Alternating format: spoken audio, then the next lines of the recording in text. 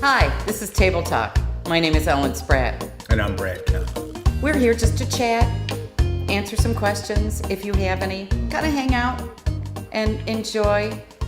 We've got a table of treats. I'm gluten-free. I'm not. That donut looks fabulous. Blow a little red velvet donut breath my way, please.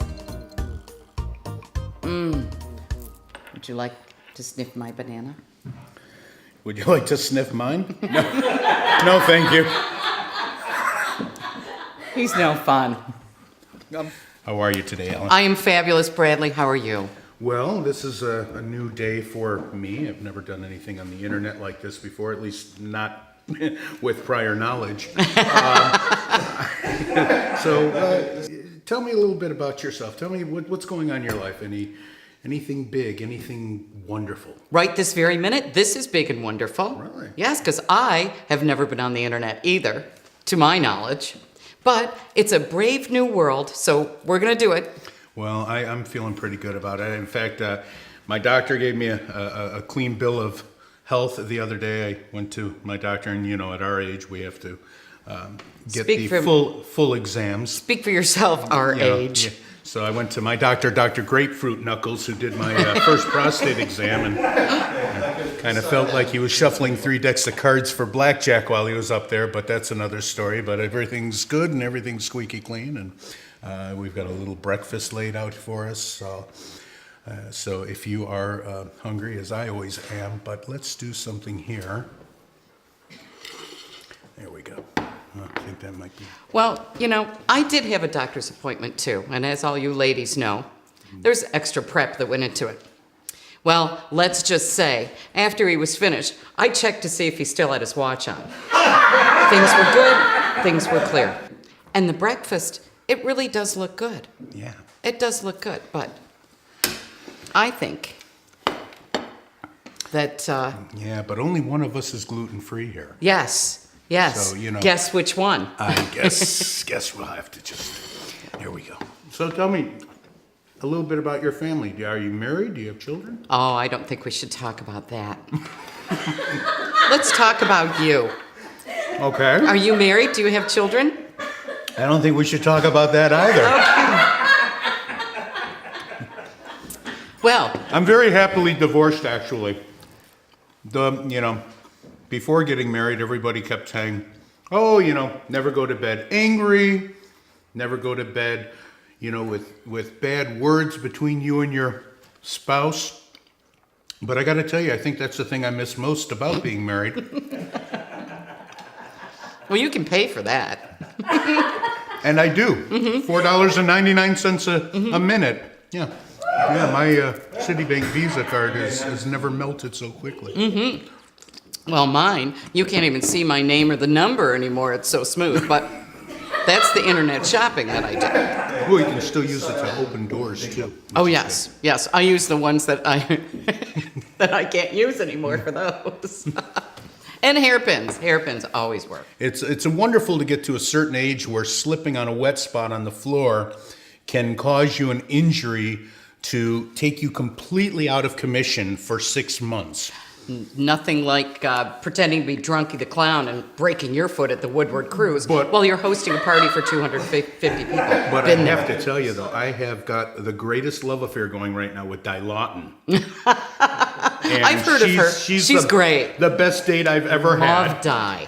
She doesn't care if I fall asleep in front of the TV. No. She doesn't care if I wet myself in the middle of the... It's just awesome. Awesome. She's always there, too. Love Di Lawton. She's 20 minutes away from heaven. That's what I call vitamin D. Yes, absolutely. Absolutely. Well, I kind of like Vicodin was my best friend. Oh, vitamin V. Loved my little Vickies. Yeah, I like to fly on Vicodin even when I'm not in the plane. Yeah, absolutely. That's always fun. And a shot every now and then, mix those little cocktail going on just for those, maybe a family reunion or, holidays. Here's to Bill Cosby. Oh, yes. Right. Drop one of those in my Diet Pepsi.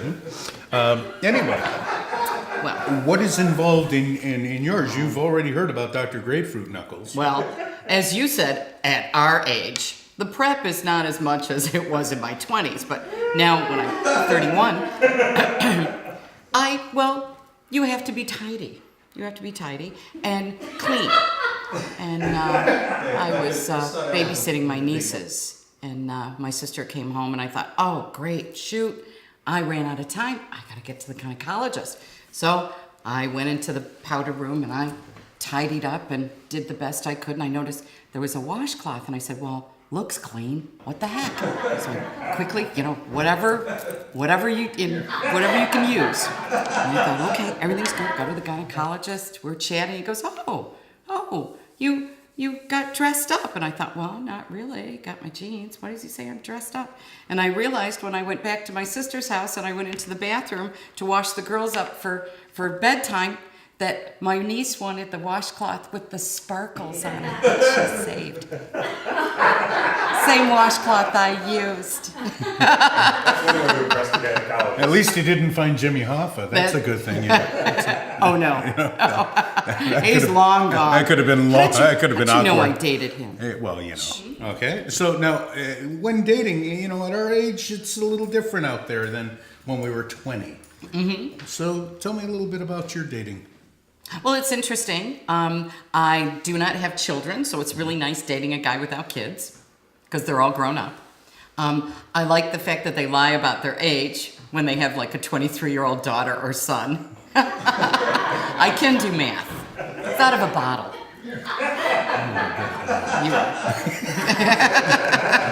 See, for me, it's very different because when I date, every woman that I go out with, I will make love to that night, whether they're there with me or not.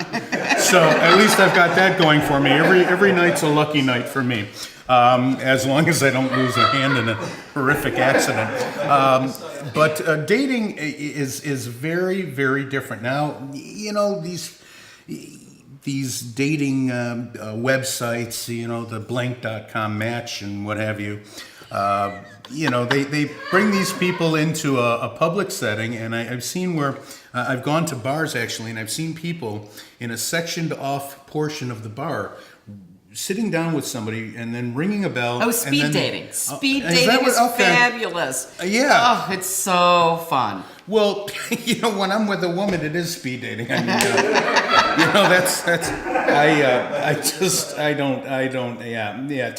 time is too important to waste. But I can't understand this concept of getting to know somebody it seemed like a half a minute or something, between the bells all ringing it. And that's because women get to know men. Men are visual. Men are attracted by what they see. So you're saying we only need the 30 seconds? That's right. That's about it. And when women figure that out, they'll be a lot happier. Here's to speed dating. Now, women want to find out about you. We ask very, very interesting questions that you guys look like deer in headlights when you're answering, which is how, 2 minutes and we're like, okay, next. Okay, next. Why don't you give me an example of one of those questions? How long were you married? Sorry. Right. How many times you been married? Once. See, I was one of the smarter guys. I learned the first time. Yeah. I learned the first time. I'm not meant to be married. I really believe that. I have. Ladies, excuse me for interrupting. Would you like a donut? Oh, that's right. You can't have one.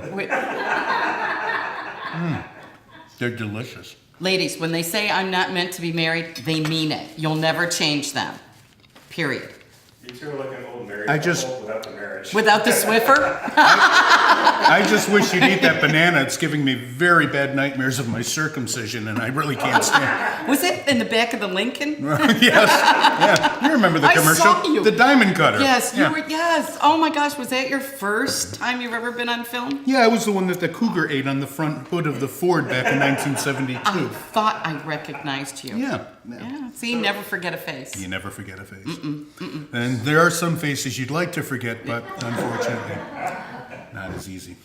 For anybody out there that has a topic they'd like to see discussed on this show, please feel free to email your questions and topics to Table Talk.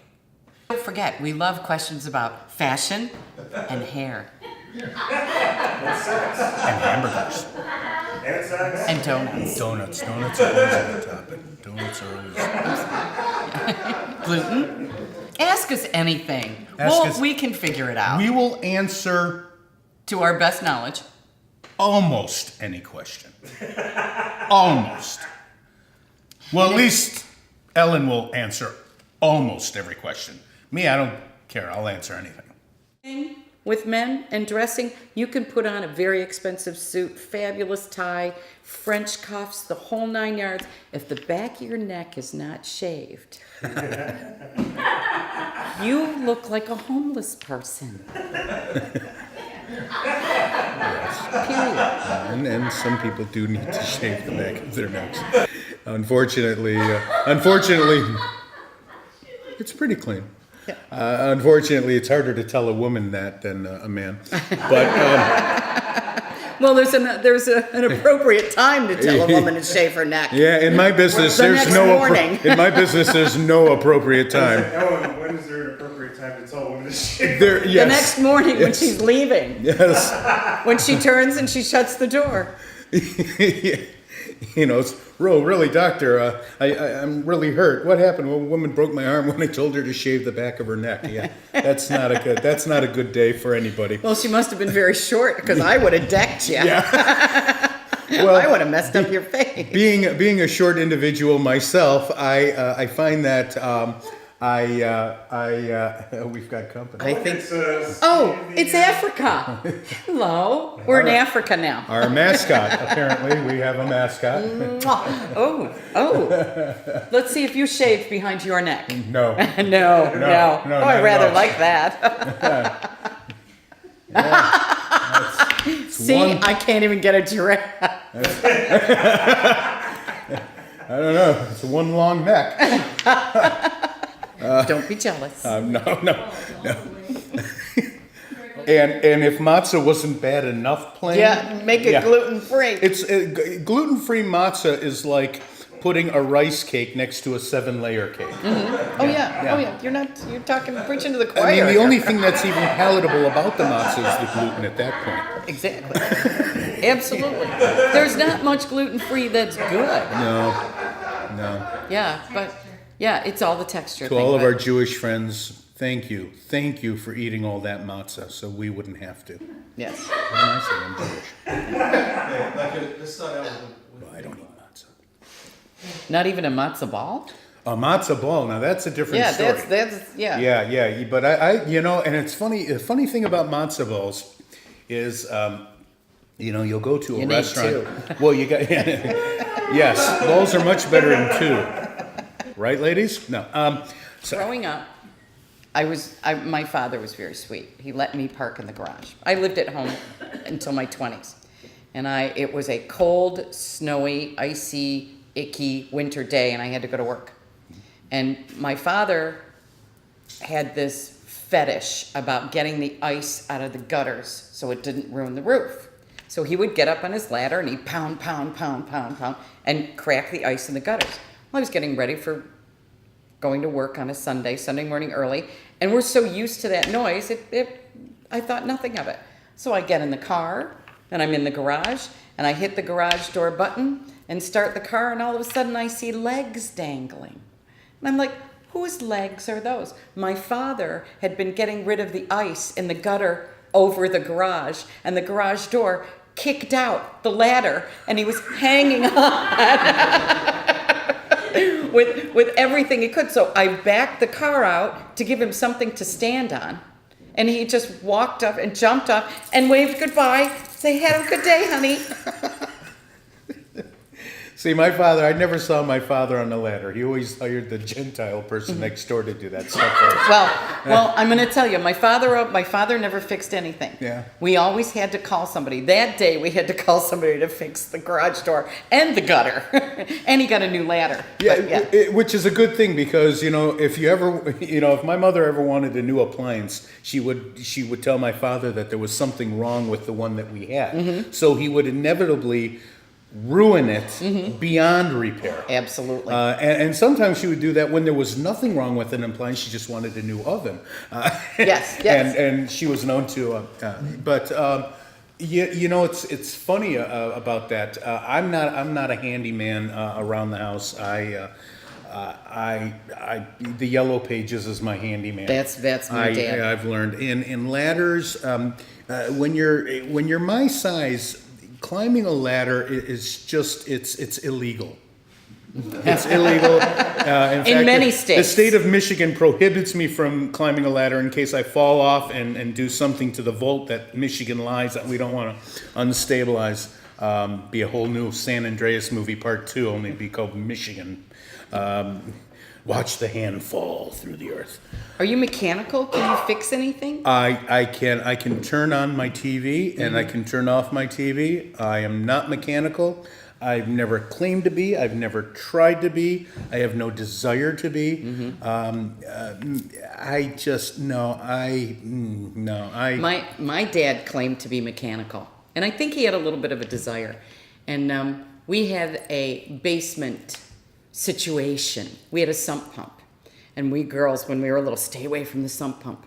And my sister used to tell me there's monsters in the sump pump. Well, we had a couple of floods, and my dad was talking to the guy across the street, and he says, "Well, how would you get through the flood without getting water in your basement?" He says, "Well, I have a special backup sump pump." My dad says, "Can I look?" So they discussed it. Dad looked around. He finally got one at a really good price because he was always getting a deal. He had it installed. So we had a backup sump pump for when the electricity went out and the basement would never flood again.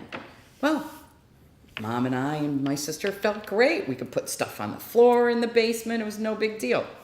Well, one day I came home and I walked in the house. I said, "Well, I'm going to do some laundry." And I threw my laundry downstairs because I was going to get it something to drink before, and I heard a splash. I thought, well, that can't be good. That can't be good at all. I went downstairs and everything is floating to the third step. I'm like, So my dad, who was sleeping on the couch, and those of you who know me will know you never met my dad sitting up. He was always horizontal. I said, "Hey, Dad, I think we have water in the basement." He says, "Impossible. I bought a backup sump pump."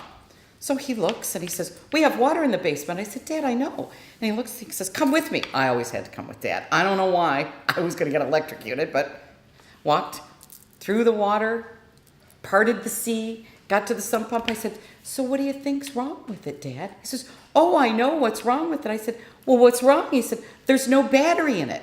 I said, "There's no battery in it? You bought a sump pump and you didn't put a battery in it?" He says, "Do you know how much those cost?" My dad.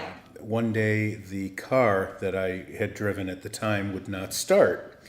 And my father and I determined that it was the battery that had gone dead. So I called my friend John McCormick, good Irish Catholic boy, very, very mechanical, very smart when it came to that stuff, and had him take a look at he says, "Yeah, your battery's all corroded."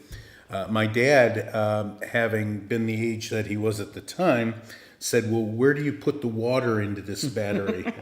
Thinking back 35, 40 years. At least. To when he was a kid driving. And the look on John McCormick's face, you really have to know John McCormick. He's a fair-skinned, blue-eyed, Irish Catholic, sandy hair individual, tall, lanky at the time, which none of us are now, but at the time. And that's for you, John. And John, I think you're still tall and lanky. yeah, but John and I, as I recall, we went to a Sears store and bought a die-hard battery. Oh, Lordy. Which were guaranteed for life at that Yes. time. If it ever went bad, you took the old one, got a new one. He put that into the car, and my father had a look on his face as though he was hearing the harps from heaven as the light shone down on John for changing a car battery. And from that point on, John actually, whether he knew it or not, became my father's mechanic. Luckily, my dad never had any other automobile incidents or problems, so John was not called on again. But to this day, when John and I are together and the subject of a car battery comes up, John will, in his very monotone, kind of sarcastic manner, say, "Where does the water go in that battery?" And as I'm doing right now, I rub my eye and think, oh, okay, I'll never hear the end of it, nor do I ever want to. But being mechanical, it's never been an interest of mine. I found no need to be able to fix things or desire. If something breaks, I will actually put it in the basement and probably hold on to it for years and Garage years. sale? I've got a basement full of broken stuff. Ooh, the pickers would love you. And Call them. Yeah, I could put Mike it out. and what's his face? Yeah, Frank. right. Mike and Frank. Basement. Oh yeah, I've got a basement Good full stuff. of broken things, and things. The thing about it is, it might just be that a battery needs to be changed or Or a something. little I water just in it. don't. Yeah. Thank you, John. Is that you? No, it's just, I'm not tall and lanky. I've never been mechanical. Yes, I am. Yeah, I